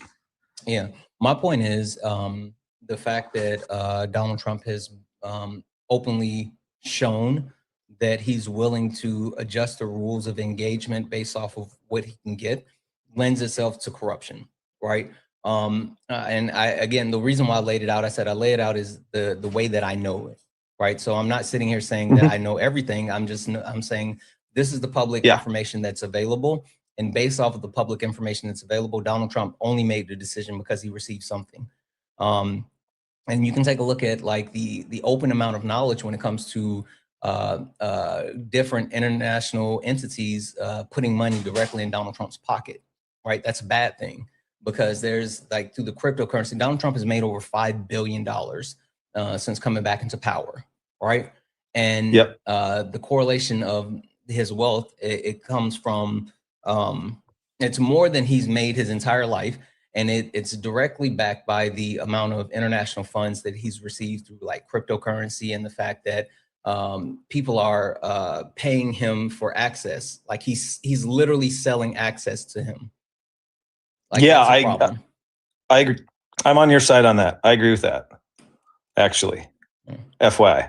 So I mean, the big thing that I'm trying to get across, and just from everything that you and I have talked about, while I understand your perspective, I think that everything that you keep saying is directly contradicted by Donald Trump's actions, and so I don't understand how you support him as of today. The main thing is that he's been tough. He's been an outsider. Well, I think he has. Even if you think he hasn't, I think he's been brash and I think he's been offensive. And in all reality, it's not for the sake of being offensive.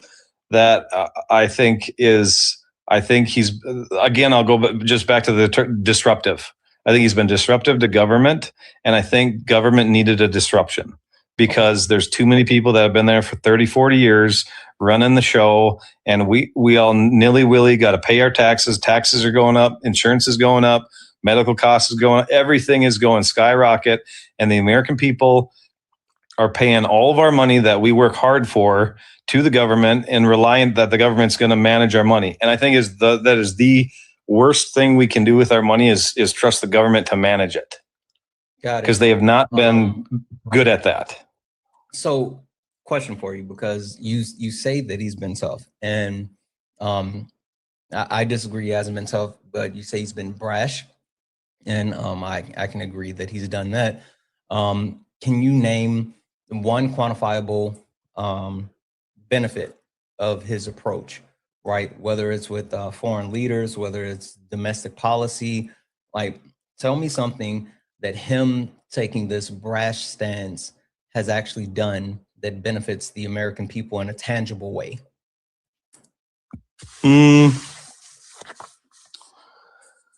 Just got to pick one, I guess. I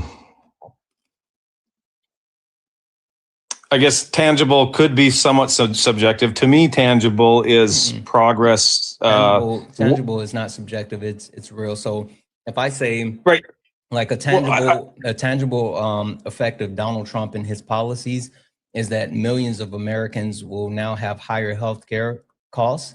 Like that's tangible because that's an outcome, correct? Right, and so we can quantify that. So like people love to say, oh, he's getting men out of women's sports and da. Like that's whatever. That's not quantifiable, especially when you talk about like transgender people and all this other stuff. I want something that we can touch, we can feel. That you can quantify. I get that. Yeah, and even when we talk about like, oh, he says people can like say tariff revenue. Well, tariff revenue, one, it's just taxes collected from American citizens. So unless you're championing more taxes on American citizens, that doesn't make sense. But even more so, like it's tied up within the courts now because they're making a decision whether the tariffs are going to even be legal or not. And then you have companies suing the Trump administration, like Costco, who want to directly ensure that if the tariffs are overturned, then they'll be able to get every single cent back. So like that's not even tangible. Sure. I guess an example that hits close to home here is I'm up in Minnesota, and thus far we're looking at somewhere between $6 and $9 billion of federal funding that has been laundered. They've got over 90 indictments thus far directly correlated with the governor and the attorney general of Minnesota. Huge investigation. Feeding the future funds. It's horrible. And the massive fraud that's going on across our country is finally being discovered, and it's alarming. I've known it's been going on for years, and I think there's a high number of Americans that have known that. Okay, so looks like here Minneapolis woman pleads guilty in $250 million feeding our future fraud scheme. A Minneapolis woman has pled guilty for a role of $250 million scheme to exploit the federally funded child nutrition program during the COVID-19 pandemic, announced the U.S. Attorney Lisa D. Kirkpatrick. 1 second, sorry, 1 moment. Sorry, 1 second here.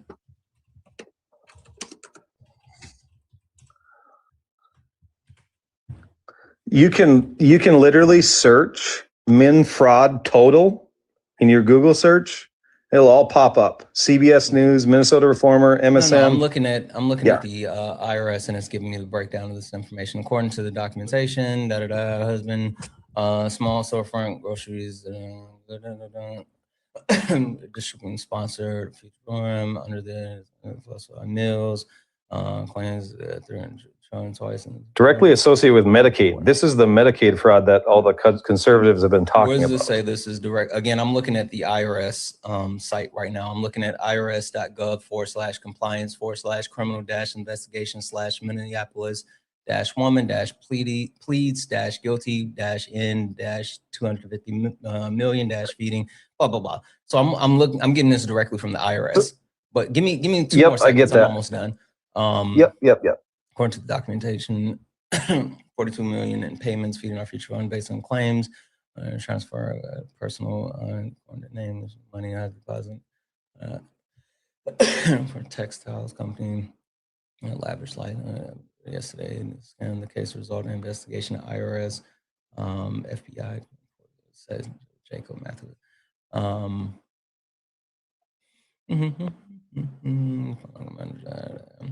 All right, so from everything that this is saying with the IRS, hold on 1 second.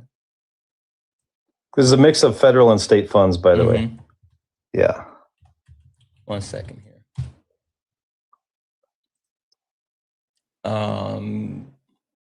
I'm on the U.S. Department of Justice, and this is what I want to ensure. Let's see here.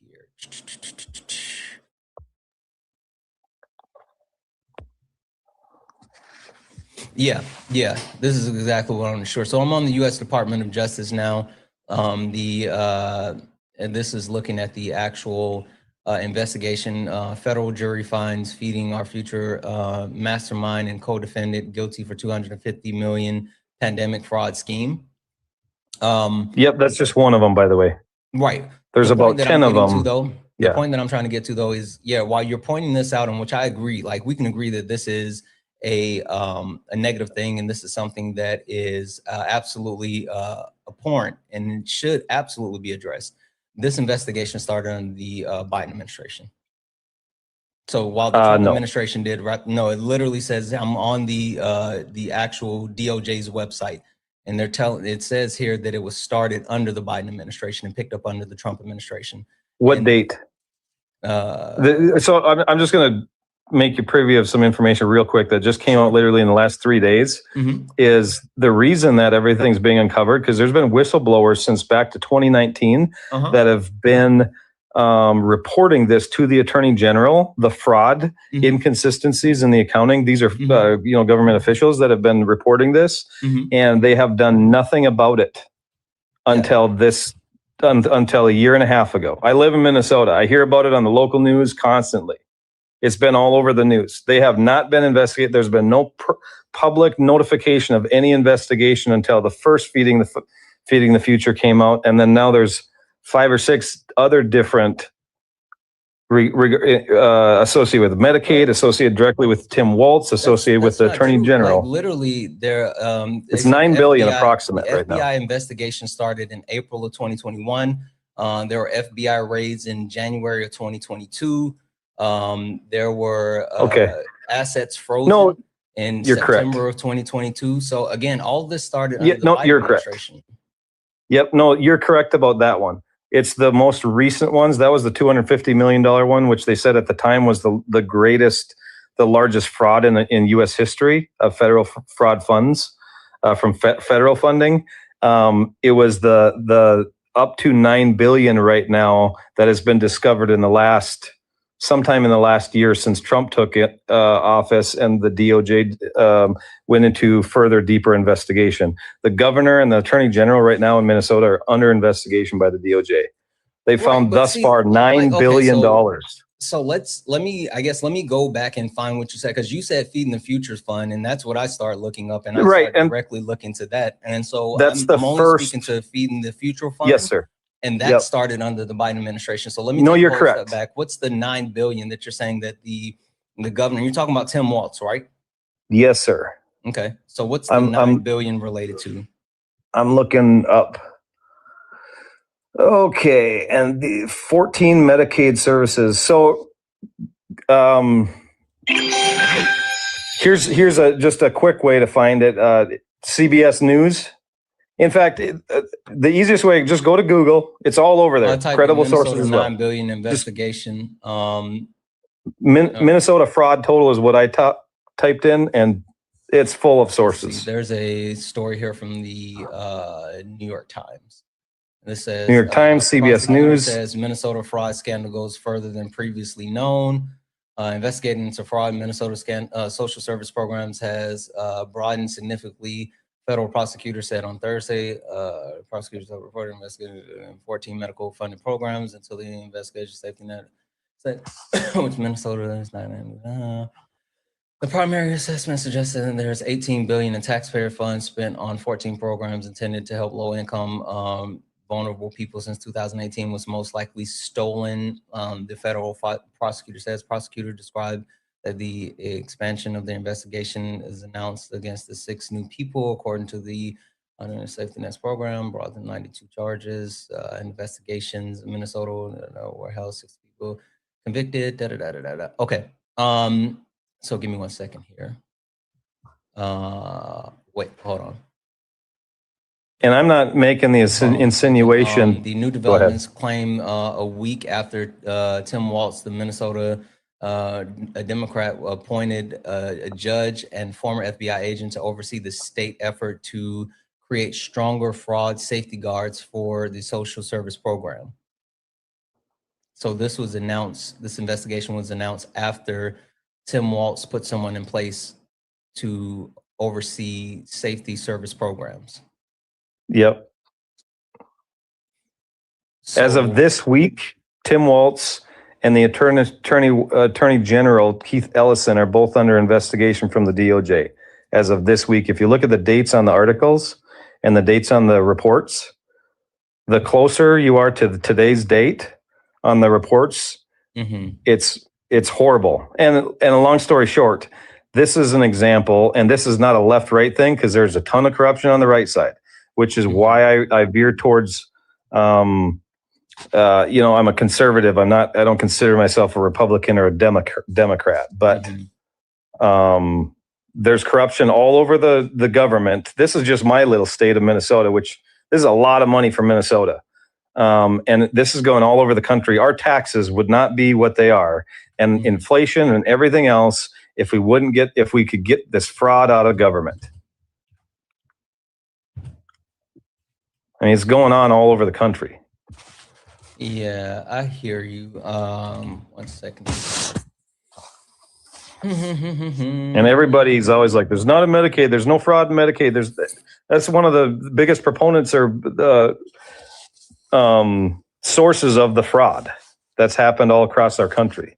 So this is the problem that I'm having with this, right? And even this information that you're referring to, like when you can talk about the actual investigations, and I'm sorry, you can talk about the actual fraud that they're charging people with and blah, blah, blah, blah, blah, blah, blah. Do you know what triggered this actual, this whole thing that's occurring right now with them finding the possible fraud and them expanding the scope and like all of that? What triggered that? Well, obviously an investigation at some point, but the whole point is it never should have happened to begin with. Investigation. Because you're directly contributing the actual investigation to the Trump administration. I told you the original point was the original point was, tell me something tangible that Donald Trump has done that has actually been beneficial to the American people. And then you even took it to a local level and you started talking about you in Minnesota, in which I even let you have that one. We talked about the actual Feeding Future Fund, and we found that blah blah blah. But now with this actual $9 billion that is possibly tied up in the fraud, which goes back to certain programs, 14 medical service program, Medicaid service programs, going back to 2018, right? Yep. Who initiated all of this? The $250 million was initiated under the Waltz administration, under the Biden administration, but it was the state. It was the state investigations into the Feeding the Future. Nothing. The state investigations. I don't know. Somebody at the state level. Who's in charge of the state? I would imagine the Attorney General or some sort of. Who's in charge of the state of Minnesota? Either Tim Waltz or the Attorney General, Keith Ellison. The governor's in charge of the state of Minnesota. So yes, the point that I was trying to get back to was, it looks like here that there were independent audits that were found by Winthrop and Weinstein. And then these independent audits were passed off to the governor's office. And then the governor's office ordered multiple audits, 3 different audits on the programs. And then once these audits came back and showed irregularities, then that's when the investigation started. So that's correct. Even more, when you're trying to contribute or attribute to the Trump administration that they're the reason why this fraud was actually found, it's not. It's literally Tim Walz who is initiated the actual multiple audits and then initiated the investigation into fraud. I'm going to give you some clarity quick. So they discovered the $250 million fraud back in 19, I believe it was 21. I think it was 21. Okay. So yes, they had the Feeding the Future funds crap, the $250 million, which is insane. They didn't discover the $9 billion until the Trump administration, because the DOJ wasn't involved or they were being paid off or something, because Minnesota has not had a successful audit in over a decade. You can look it up. They have had inconclusive audits for at least the last decade. Governor Waltz had a budget surplus of over $5 billion. 2 years, was it, what year was it? 2020, 2021? Now we're in a deficit. Where did all that money go? Yeah, I don't know. I can't speak to that. And real quick, I just want to make trying to get across though is like your point's moot, right? It's moot in the sense that yes, while the federal government now is spearheading this investigation was initiated due to the state level government, Tim Walz literally ordering multiple audits into these programs after finding irregularities by an independent audit agency. And then they initiated the investigation that was then picked up by the federal level Department of Justice. Under Trump. So like, that's the point that I'm trying to make. Only under Trump. It would have never been picked up is the point I'm making. No, it was picked up under Trump because that's who was president while the investigation was started. I'm looking at it right here. The actual audits, the last audit, because there were 3 audits. There were literally 3 audits.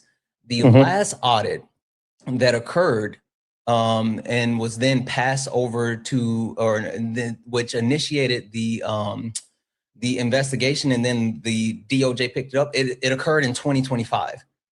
Yeah. The audit started prior to that. So the point that I'm making is that while you're saying, oh, it was under Trump, like they did 3 audits. The audit started in, it says October or November /November of 2024. So they started the audits under the Biden administration, and they completed the audits under the Trump administration. And then they started the investigation under the Trump administration. And so the Trump administration DOJ took over the actual fraud cases. So sitting here giving the Trump administration any type of credit for taking over an investigation that was spearheaded by the state level government and then pushed forward, that doesn't make sense. Well, it might not make sense, but living in this state and seeing this on the local news all over the entire state every day since it started, it would make sense to you if you lived here and you saw it, because it's coming out and it had nothing. It would have never, the DOJ under Biden would never have picked it up. And this is why. There are pictures, the DOJ has released pictures in the investigation. He's being investigated. He's got his arms around 2 of the guys that have been indicted thus far in the fraud schemes. They got their arms around Biden. Yeah. He's got pictures, group pictures with the people that are all indicted. Before you started giving me the examples? Pardon me? Do you remember what my original question was before you started? Who started it? You said you went back to who started the investigation, right? No. The original questions before you gave me the examples. The original question was, can you name one tangible thing that Donald Trump and his administration has done that benefits the American people? And this is absolutely tangible to me and to all Minnesotans. Donald Trump didn't do this because the point being is the audits were initiated by did the federal did the federal government did the federal DOJ initiate the audits? Yes or no? No.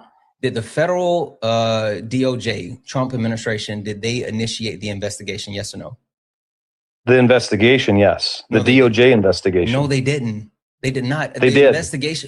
The investigation was initiated by the state level government and then handed off to the federal level government. That is factually incorrect. The federal government took it over, and Trump had quite a few. Take it over, sure. Take it over, hand it off. I don't care who started the investigation. It doesn't matter when it comes to investigations. The investigation got. I get it, but you and I are not on the same page here because you're speaking from a premise of an outsider, and I get where you're coming from, but Trump has brought light. He has been all over, Trump, and you've probably seen him talking about Tim Walz. You're saying this. You're right. That is something. Think about this. Listen to me. You're saying that Trump brought light to this, while Trump might be actually, highlighting it. I'll even give you that. I'll say Trump has put a focus on it. I'll say that. Trump did not initiate it. He didn't bring this to light. This was literally done by the state level government after they, had an independent outside agency tip them off and said there was irregularities. They ran 3 different independent audits. Then they started an investigation themselves, which then was taken over by the federal government. The point that I'm making, right? The point that I'm making is that Donald Trump and the Trump administration did not go into Minnesota and say, oh, there's some fraud here. Let me see what I can find. And then all of this came out. They didn't. Well, they didn't. This investigation was started. They had already identified the possible fraud. And the Trump administration picked up after all the actual legwork had been done to actually identify that there's possibilities of fraud. That's the point that I'm making.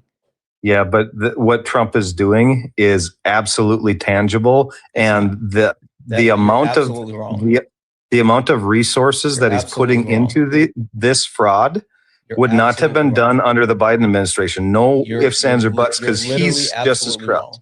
You're literally, Well, this is what you keep talking about corruption, but Donald Trump's a 34 count felon.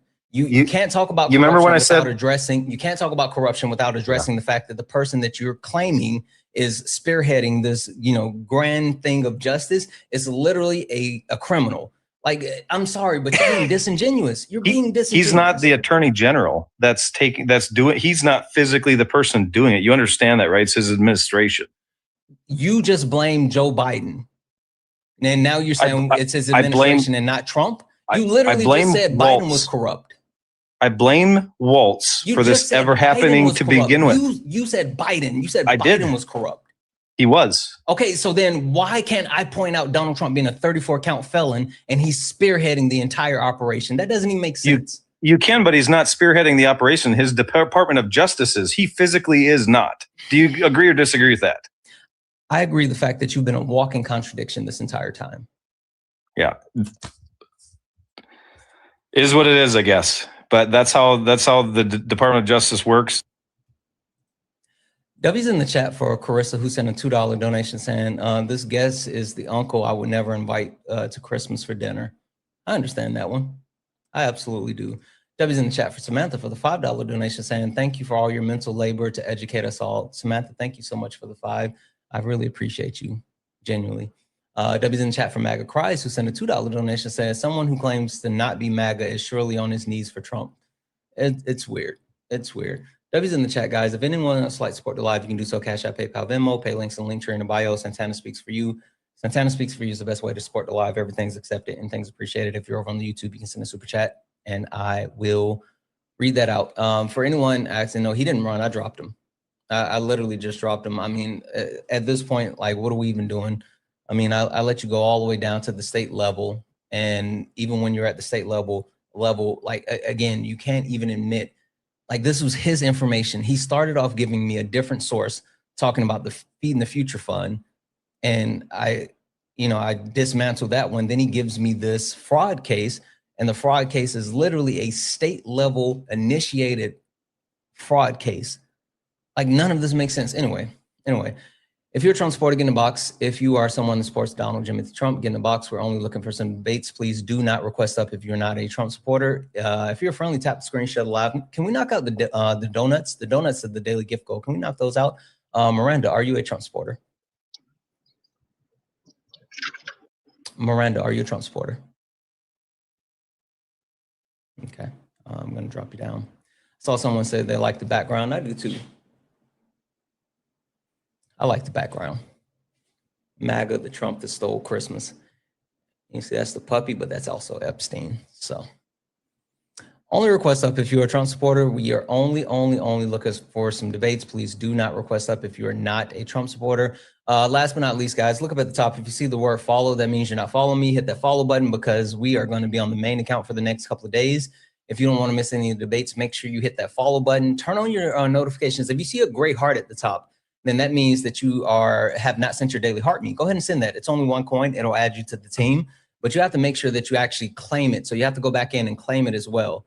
So make sure you do that. I don't think this person's going to load.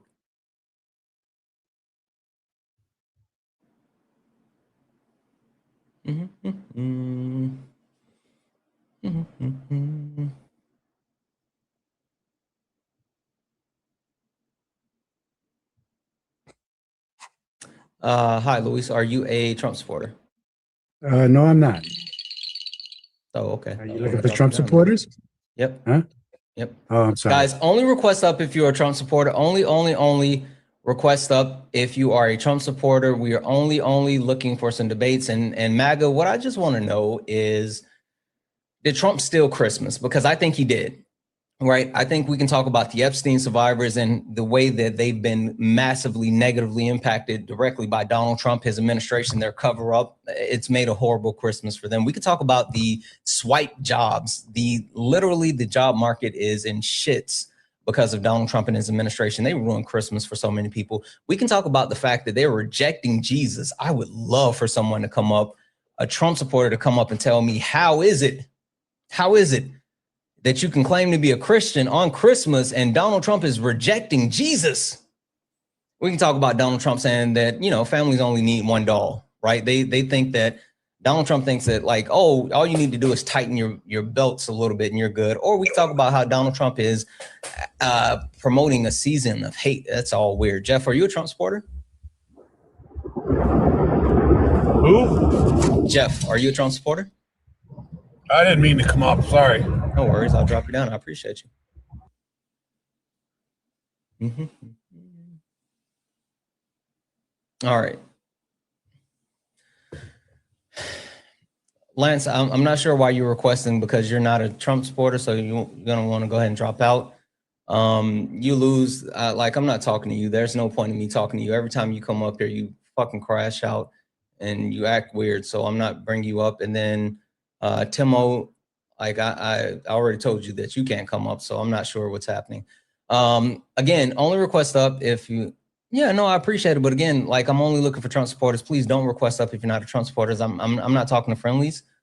Please respect the boundaries. I appreciate you, Lance. I do. I really, really do. Thank you. And Merry Christmas. Happy holidays to you as well.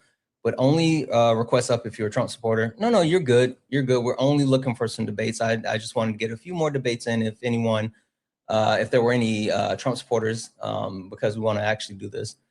I'm sorry. I'm sorry to do what, to claim what? I'm old. I'm sorry, do what to claim what? I'm not sure what you're referring to when you say to claim to do what. I don't know what that means. I don't know what that means. I'm not exactly sure. With that being said,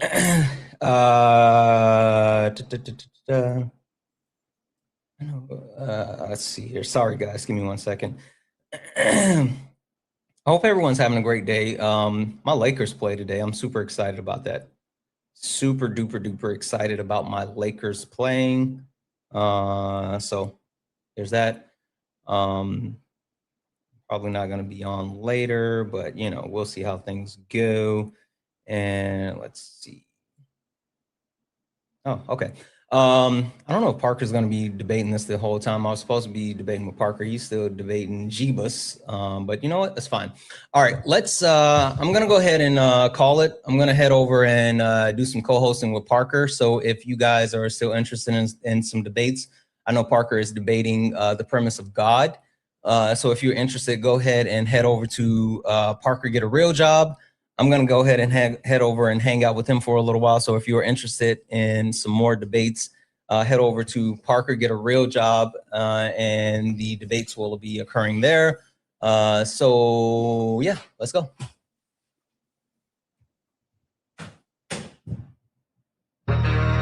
You stepped in the box, now you're in the ring. Ain't no hugs here, you better take your best swing. Mike Hot, who wanna step in the flame? This ain't a debate, this a mind game. Facts like lies, get left in chain. One wrong word, get slapped out your name. This ain't TikTok T, this a war zone talk. No script, no filter, no safe walk. Great stats will get scrambled like a glitch. I got fire in my mouth like I came from the pit. Yeah. Hey guys, I hope everyone has a wonderful rest of your day. I truly, truly mean that. I hope everyone's happy. Merry Christmas, happy holidays to each and every person that celebrates it. And at the very least, I hope individually people, you guys have a great day. Thank you for hanging out with me. We will be back to our normal bat time, normal bat channel tomorrow. I may be around at some point today. I don't know. We'll see what happens. Anyway, guys, I love you so much. Thank you guys for the likes, the gifts, the taps, the shares. Thank you all for being amazing. You all have a wonderful, wonderful evening. I love you all. And as always,